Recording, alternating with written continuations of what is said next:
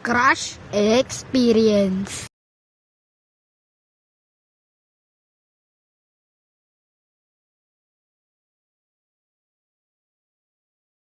Sino may crush dito? Taas kamay! Ako na, Marcus. Hello mga men! Ikikwento ko sa inyo ang crush experience ko. Noong pandemic, ay online class lang kami. At meron doon ako isang klase na sobrang ganda.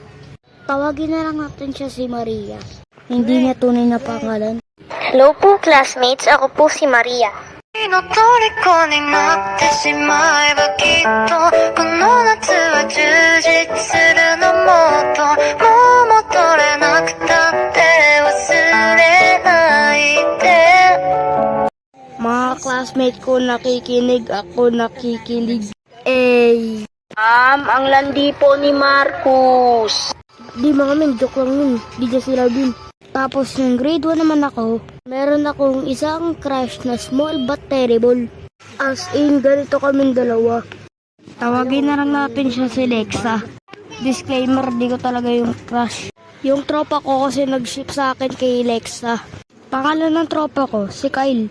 Binigyan ko lang ng Richo ko si Lexi, tapos bigla na lang sabi ni Kyle. As in, bigla kaming sinip. Noong grade 2 naman ako, at crush ko ng grade 2, pangalan, Leslie. Si Leslie, matatawag mo siyang iyakin sa mga sad movies. Malamang sad movies, di siya iyak. Isa din siyang mahiyaing tao. Tapos yung grade 3 naman ako, crush ko naman ng grade 3, si Trisha. Isa din siyang matalinong babae. Ito pa kaya recent chat namin eh. Isa din siyang matahimik na babae.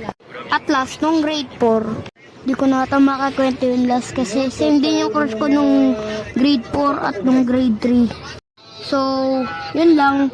Goodbye guys.